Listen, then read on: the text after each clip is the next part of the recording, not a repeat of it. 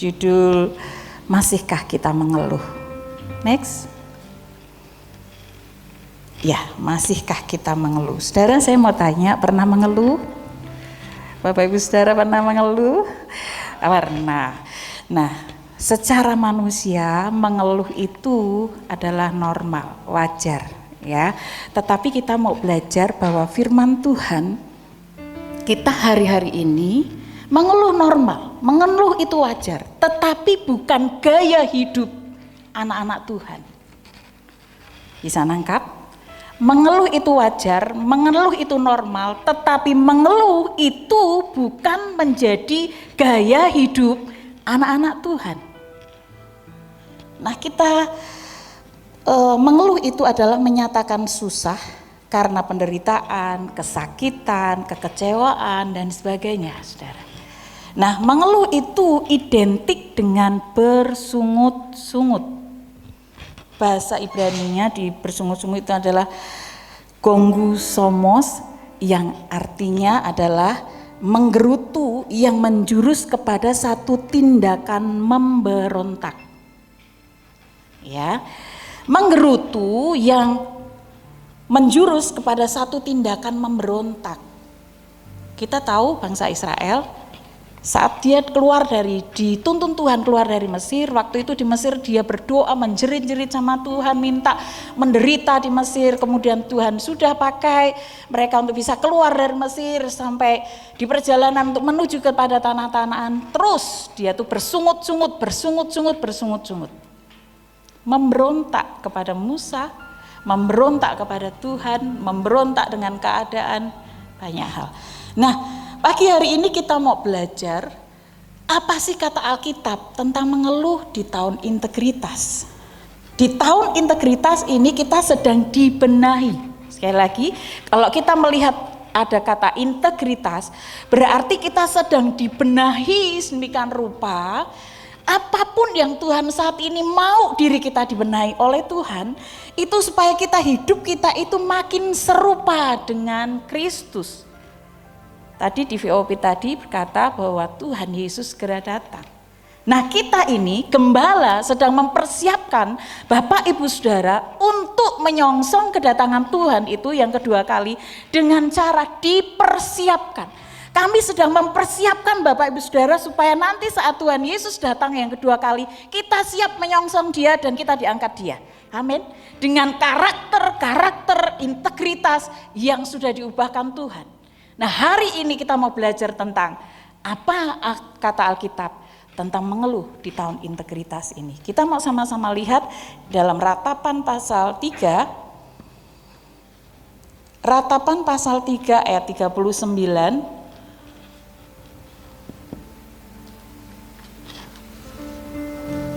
Ya, Ratapan 3 ayat 39. Kalau Bapak Ibu Saudara bisa baca itu mulai dari ayat 39 sampai ayat yang ke-66. Kita tidak baca semuanya, tetapi saya akan baca satu ayat ini. Kita mau baca sama-sama. 1, 2, 3. Mengapa orang hidup mengeluh? Biarlah setiap orang mengeluh tentang dosanya. Next, kita akan belajar hari ini apa kata Alkitab tentang mengeluh. Nah, Alkitab berkata bahwa yang pertama, mengeluhlah tentang dosa. Mengeluhlah tentang dosa. Di Ratapan 3 ayat 39 tadi. Saudara yang kasih dalam Tuhan, kita mau lihat video ini.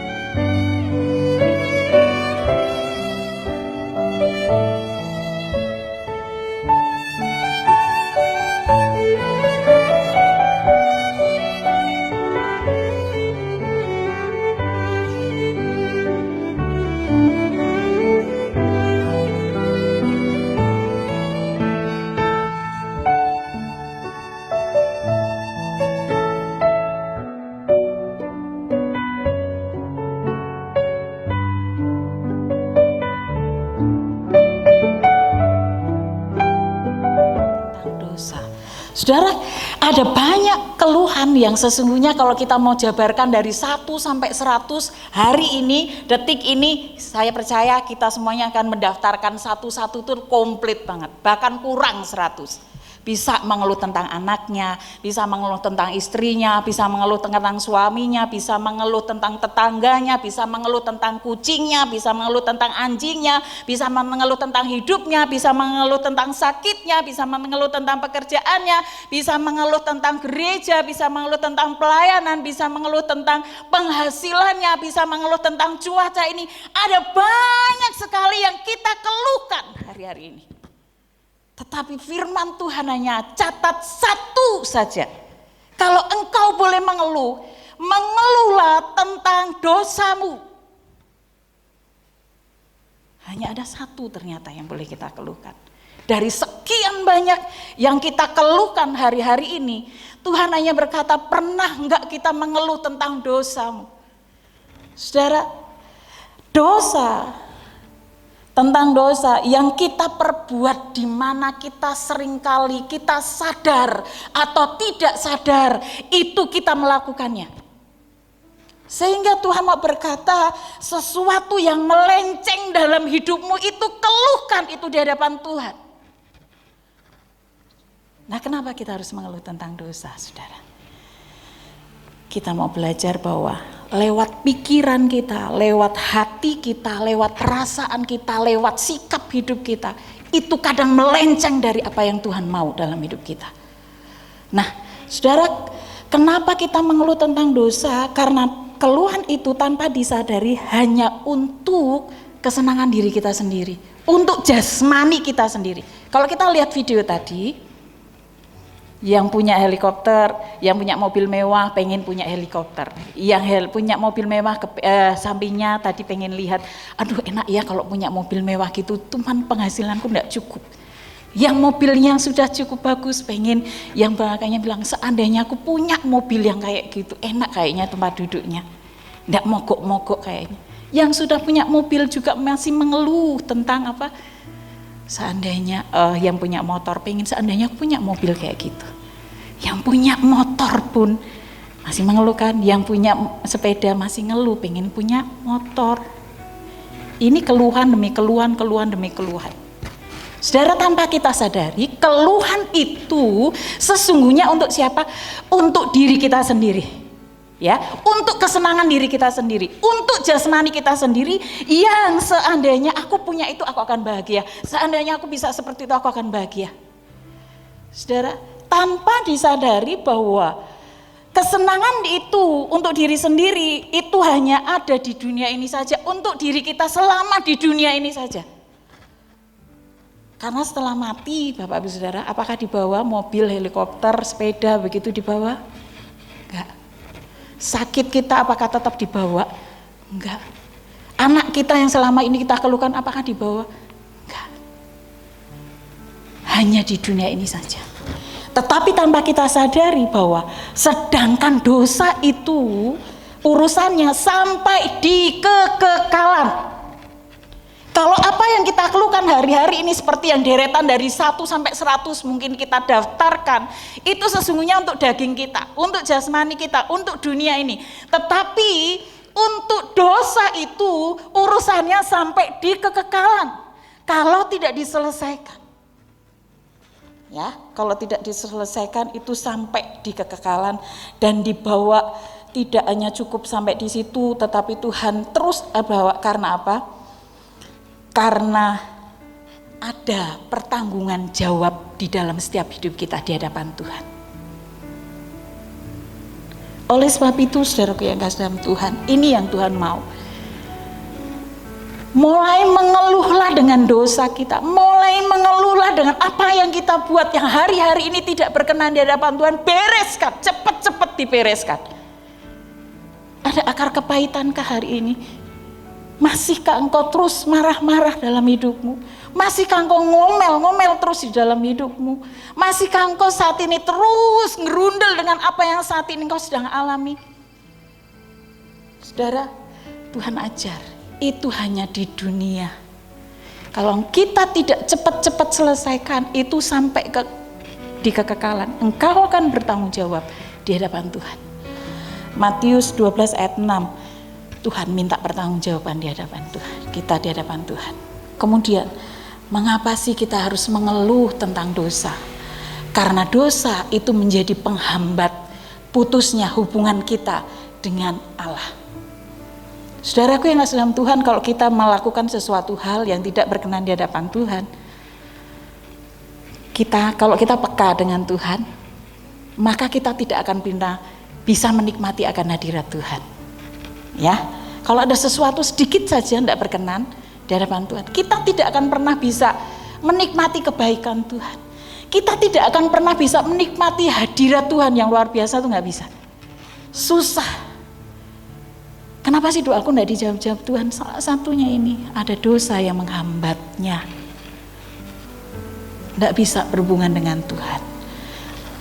Kemudian saudaraku yang kasih Tuhan, kita tidak bisa melihat kasih Allah, kita tidak bisa melihat kebaikan Allah. Karena apa? Dosa yang ada di hidup kita. Nah kemudian kenapa kita harus mengeluh dengan dosa kita? Karena dosa itu dampaknya luar biasa jika tidak diselesaikan, saudara. Tidak diselesaikan saat ini. Oleh sebab itu, mari cepat selesaikan waktu, mumpung masih ada waktu, saudara. Mumpung masih ada waktu, selesaikan karena kita harus cepat bertobat. Ya, hari-hari ini Tuhan mau kita bertobat dengan hal ini, mengeluh dengan dosa, bukan mengeluh dengan apa yang kita alami hari-hari ini. Stop. Tuhan mau ajar kita untuk berhenti dari mengeluh dengan apa yang kita saat hari-hari ini kita sedang gumulkan, sedang kita nikmati tapi nggak nyaman gitu, saudara. Tetapi Tuhan mau berkata, hanya satu yang boleh engkau keluhkan, yaitu tentang dosamu. Nah, saudara, mari kita sama-sama bertobat, berbalik 180 derajat. Tadi Bu Yohanes berkata, ayo, bukan hanya kita sedang dibawa jemaat Tuhan, bukan hanya sedang dibawa jalan, tetapi kita sedang dibawa berlari sedemikian rupa. Ayo, karena apa? Waktunya sudah singkat. Kalau kita nggak cepat-cepat hari ini untuk menyelesaikan dengan dosa itu, nggak cepat bertobat, nanti kita sia-sia dan ketinggalan, saudara. Tuhan mau, mungkin kita berkata enggak bisa Tuhan, enggak mungkin Tuhan, tetapi dengan Roh Kudusnya yang akan dicurahkan, kita akan bisa peringati besok Senin di gereja, dan kita akan boleh melihat Dia yang akan memampukan kita untuk tidak melakukan dosa lagi. Itu yang pertama. Yang kedua, kita mau lihat, saudara, apa kata Alkitab. Kita belajar tentang mengeluh, tentang Alkitab. Yang pertama tadi mengeluhlah tentang dosa, yang kedua adalah mengeluh itu menghambat berkat. Ya, mengeluh itu menghambat berkat. Kita mau lihat ayat 44 sampai 43 dan 44. 43. Engkau menyelubungi dirimu dengan murka, mengejar kami dan membunuh kami tanpa belas kasihan. Engkau menyelubungi dirimu dengan awan sehingga doa tak dapat menembus. Ya. Jadi saudaraku yang kasih dalam Tuhan, mengeluh itu ternyata akibatnya mempengaruhi banyak hal. Ya, mempengaruhi banyak hal, mempengaruhi suasana hati kita. Dengan mengeluh kita bisa gelisah, khawatir, kecewa, marah, tidak bisa bersyukur. Mempengaruhi hati kita. Kemudian mengeluh itu juga mempengaruhi keluarga kita. Coba lihat kalau di keluarga kita, papa, mama atau anak yang selalu mengeluh terus dalam keluarga, ngomel terus dalam keluarga, ada damai sejahtera turun di situ? Nggak ada. Ada sukacita? Nggak ada. Berpengaruh buat semua yang ada di dalam keluarga itu. Kemudian juga mempengaruhi orang-orang di sekitar kita. Ya, mempengaruhi dalam di sekitar kita, ada pergaulan kita, dalam pekerjaan, dan yang paling heran adalah tidak disukai orang. Saya di grup, saya punya kontak di HP itu ada berapa yang saya perhatikan, kalau bikin status, saudara, selalu tiap hari itu dia bikin status, tetapi ngeluh terus. Pusinglah, apa yang dia ini, saya bilang, kok nggak ada kata dia bikin status itu status yang memberkati, status yang menguatkan orang lain, status yang bagus-bagus, nggak. Setiap hari saya lihat orang itu di kontak saya itu ada 3 orang, tiap hari selalu bikin status yang mengeluh. Saya enggak pernah lihat, cuman saya hanya setiap kali ini dia lalu bikin status seperti itu. Sudah, jadi males saya buka punyanya dia. Nah, saudaraku, ini saya aja yang enggak buka, saya aja enggak begitu akrab dengan orang ini, tetapi saya ngelihat aja sudah bebeh gitu melihatnya. Aduh, setiap kali kok lihat gini enggak jadi berkat. Nah, saudaraku yang dalam Tuhan, itu mempengaruhi ketika kita sering kali mengeluh dimanapun berada, ya, bahkan bisa menjauhkan kita punya hubungan yang baik dengan siapapun kalau kita sering kali mengeluh. Kemudian sikap kita menjadi negatif terhadap apapun. Jadi kita selalu negatif, lihat orang gitu mesti negatif, lihat situasi begini negatif. Nah, kemudian juga keputusan menjadi salah ketika kita mengambil keputusan, satu keputusan. Kenapa? Karena emosi sesaat saat kita terus mengeluh, kita mengambil satu keputusan yang salah, sehingga kita bisa menyesal saat kita mengambil keputusan. Kemudian Tuhan didukakan oleh sikap kita. Seperti dari awal tadi saya berkata bahwa bangsa Israel itu terus bersungut-sungut, dan sifatnya adalah memberontak dengan Musa dan Tuhan. Kemudian mengeluh itu menghambat berkat, menghalangi berkat Tuhan, saudara. Menghalangi berkat Tuhan. Dan di ayat tadi berkata dengan jelas bahwa ayat yang ke-44, engkau menyelubungi dirimu dengan awan sehingga doa tidak dapat menembus. Artinya doa kita yang kita panjatkan hari-hari ini di hadapan Tuhan, mungkin salah satunya itu. Kita selalu mengeluh di hadapan Tuhan, selalu ngeluh di hadapan Tuhan, sehingga surga itu ketika kita berdoa tidak menembus sampai surga. Firman Tuhan yang catat. Ketika kita terus mengeluh, salah satunya, mari kita koreksi diri kita. Apakah saya hanya selalu mengeluh di hadapan Tuhan? Sehingga doa yang kita panjatkan hari-hari ini tidak menembus surga. Ya, tidak menembus surga. Karena di Amsal 18 ayat 21 itu berkata bahwa hidup dan mati dikuasai lidah. Siapa suka menggemakannya akan memakan buahnya. Hanya ada 2 di dalam lidah kita, mulut kita ini 2. Selalu ada 2 hal, berkat, kutuk. Kemudian positif, negatif. Apa yang kita keluarkan negatif itulah yang akan menimpa kita. Apa yang kalau kita keluarkan positif itu yang akan terjadi dalam hidup kita.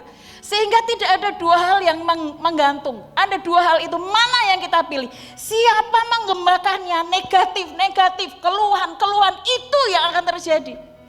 Tetapi sesungguhnya yang Tuhan mau adalah di Yoel 3 ayat 10b berkata, baiklah orang yang tidak berdaya berkata, aku ini pahlawan. Artinya apa, saudara?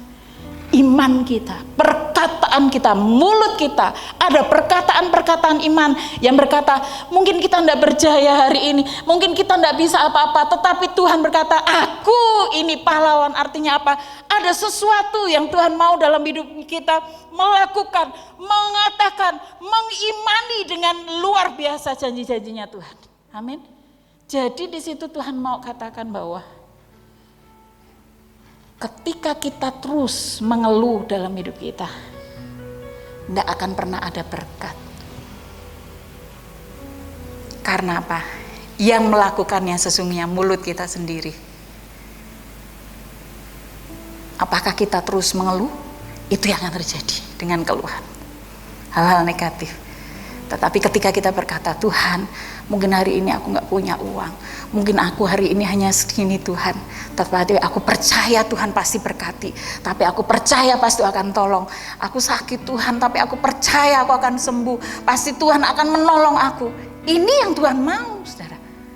Oleh sebab itu, filterlah perkataan kita supaya kita tidak menjadi penghalang doa kita selama ini. Filterlah perkataan kita supaya kita tidak menjadi penghalang doa kita selama ini. Mungkin karena hari-hari ini kita banyak mengeluh. sehingga doa kita tidak menembus surga. Firman Tuhan sudah sangat-sangat jelas berkata, doamu tidak akan menembus surga, sehingga kayak yang Tuhan menyelubungi semuanya itu. Kenapa? Keluhan kita yang menghalangi itu. Oleh sebab itu Tuhan hanya mau mengucap syukurlah di dalam segala perkara. Ya, kita mau baca sama-sama 1 Tesalonika 5 ayat 18. Yuk kita baca sama-sama. 1, 2, 3. Mengucap syukurlah dalam segala hal, sebab itulah yang dikehendaki Allah di dalam Kristus Yesus bagi kamu. Saudara, mengucap syukur di dalam segala hal. Enggak mudah memang, susah memang, tetapi itu yang dikehendaki Tuhan di dalam hidup kita. Kita mau lihat tayangan ini dulu sebentar. Foto-foto ini bisa dimatikan lampunya.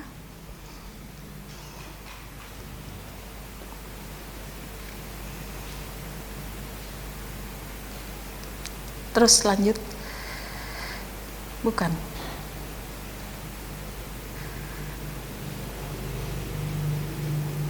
Iron. Lihat, dia hidup selama 70 tahun ada di tabung. Dia mendapatkan penyakit tersebut ketika homofolia terjadi di Amerika Serikat beberapa tahun lalu. Karena penyakit yang dideritanya, ia tidak bisa menggerakkan bagian leher hingga kakinya. Sejak usia 6 tahun, paru-paru dan otot-ototnya dirusak oleh penyakit polio. Di masa itu, belum banyak yang mengetahui tentang wabah polio, sehingga wabah itu sangat menyeramkan bagi mereka. Meski dalam keadaan seperti itu, semangat Paul di masa mudanya cukup tinggi. Ia bahkan mengambil sekolah hukum dan mendapatkan gelar sarjana pada tahun 1978, kemudian gelar hukum pada tahun 1984. Setelah lulus, ia menjadi seorang pengacara dan ribuan orang yang mengantri untuk mendapatkan jasanya. Berbagai upaya dilakukan oleh keluarga untuk kesembuhannya. Salah satunya adalah dengan adanya paru-paru besi. Ini adalah istilah untuk sebuah tabung ventilator air lung.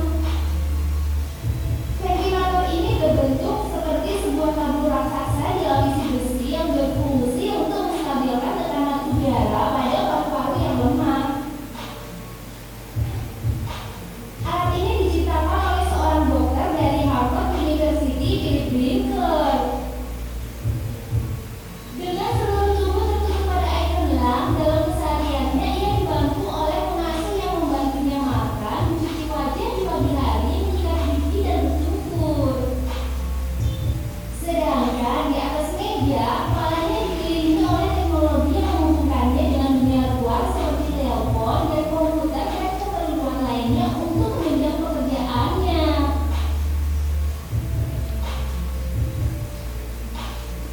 Kebanyakan penderita polio hanya perlu menggunakan mesin ini selama 1-2 minggu sampai mereka bisa bernafas dengan sendirinya.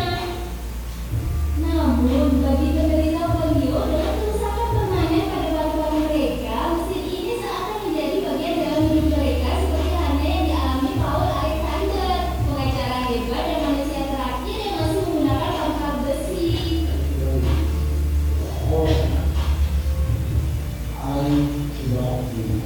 Nah, itu dia yang bisa dikomunikasi guys. Terima kasih sudah. Saudara yang kasih dalam Tuhan, kalau kita melihat ini, keluhan itu tidak mengubah keadaan. Sekali lagi, keluhan itu tidak mengubah keadaan. Apakah dia dengan mengeluh terus seperti itu, apakah dia terus bisa berjalan? Ternyata Tuhan izinkan dia sampai umur 70 tahun masih hidup dan dalam kondisi yang tidak mengenakan. Tetapi apa yang dia lakukan?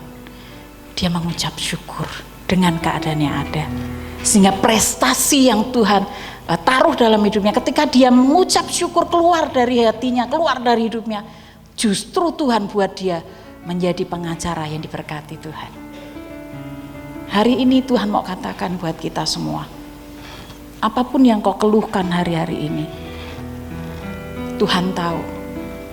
Tuhan sangat tahu di hidup kita. Tidak usah mengeluh. boleh mengeluh karena kita manusiawi. Tetapi kita mau belajar mengucap syukur di dalam segala keadaan kita. Itu yang Tuhan inginkan. Karena Tuhan mau dengan kondisi yang Tuhan izinkan di tengah negara kita, di bangsa kita. Karena itu semuanya mempersiapkan diri untuk menyongsong kedatangan Tuhan yang kedua kali. Oleh sebab itu pagi ini kita boleh mengeluh dengan apa yang terjadi dalam hidup kita, tetapi bukan menjadi gaya hidup kita sebagai anak Tuhan untuk terus mengeluh. Stop dan bersyukurlah, karena itu yang Tuhan inginkan dalam hidup kita. Dan kita boleh mengeluh hanya satu. Ingat, kita boleh mengeluh hanya satu, yaitu mengeluh tentang dosa. Kenapa? Akan kita bawa sampai di kekekalan, dan itu akan dipertanggungjawabkan di hadapan Tuhan. Karena keluhan yang kita hadapi hari-hari ini itu hanya sementara di dunia ini saja. Saat kita nanti ketemu Tuhan, itu semuanya sudah hilang, saudara. Sudah diganti dengan sesuatu yang indah, sesuatu yang baru, sesuatu yang luar biasa. Amin. Untuk firman Tuhan, saya akan pujikan lagu bahasa Jawa yang artinya aku wis gak rewel Gusti. Itu artinya kita mau belajar supaya saya belajar untuk tidak mengeluh Tuhan di dalam hidup saya. Sudah diubahkan menjadi satu manusia yang baru di hadapan Tuhan.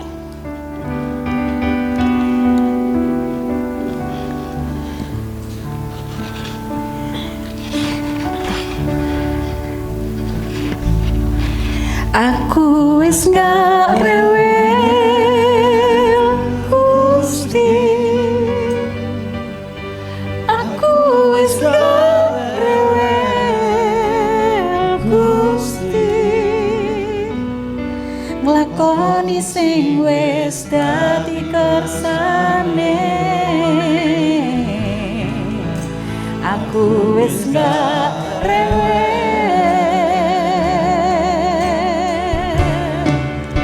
aku wis gak rewel Gusti, aku wis gak rewel Gusti, tak syukuri sing dadi berkate. Aku wis gak rewel. Yuk sama-sama muji Tuhan. Yen uripku isane mung ngeluh wae, angel guyune kaya wong ilang dalane. Sajake Gusti Yesus ana jroning ati, kabeh syukuri.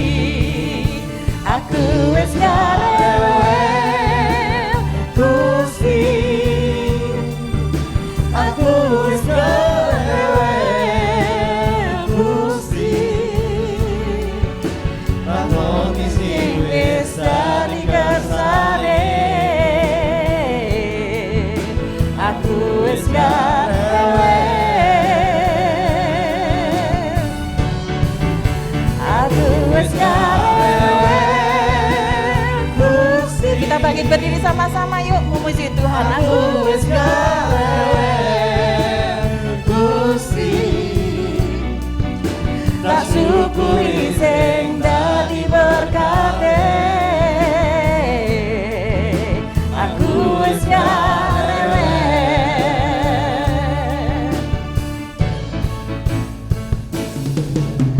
urip ayem tentrem teko ing jroning ati. Kuwe uripku sing saiki, pancen beda yen laku ning dalane Gusti. Awakku tansah diberkahi. Aku wis gak rewel Gusti, aku wis gak rewel Gusti, lakoni sing wis dadi kersane. Aku wis gak rewel. Sama-sama. Aku wis gak rewel, Gusti. Aku wis gak rewel, Gusti. Tak syukuri sing dadi berkate. Aku wis gak rewel.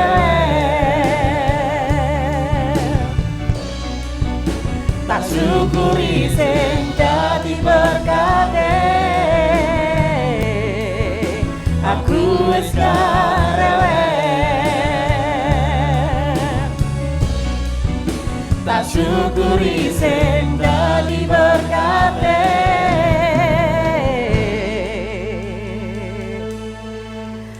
Aku wis gak rewel.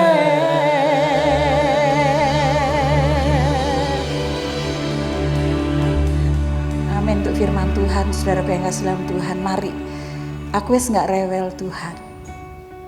Artinya bahwa saya mau belajar untuk tidak suka mengeluh dalam hidup kami Tuhan. Apapun kondisi yang saat ini Tuhan sedang percayakan, ajar kami untuk mengucap syukur. Ajar kami untuk mengucap syukur bahwa hanya bersama dengan kekuatan Tuhan saja kami akan sanggup menghadapi semuanya.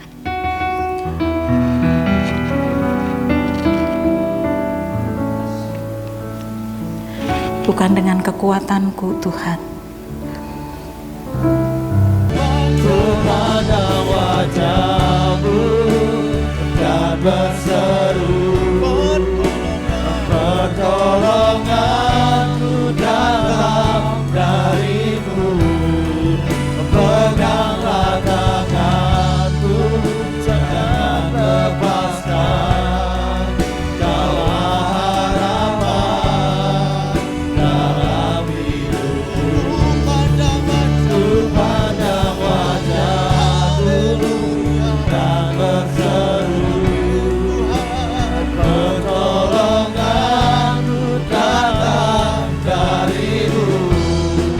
Peganglah tanganku, jangan lepaskan. Kaulah harapan dalam hidupku. Kaulah harapan dalam hidupku. Kaulah harapan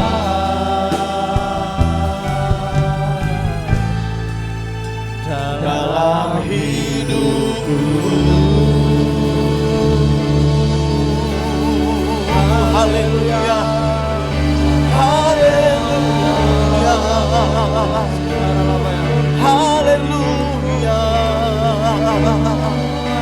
Kaulah pengharapan kami, Engkaulah penopang dalam hidup kami. Haleluya.